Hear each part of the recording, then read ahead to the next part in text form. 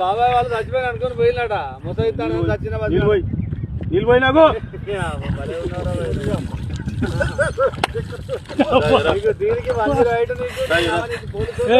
ఎందుకు పన్న వాళ్ళ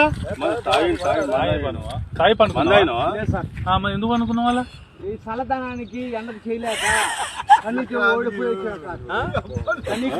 ఓడిపోయి వచ్చిన గెలవలేక ఏం చేసావు 10 రోజుల నుంచి గణేట్ చేత నాతో గట్టించి నా కష్టం దోచుకొని గణేట్ రాయ్ నాకు అంటే డబ్బులు ఇచ్చారు కానీ క్షమ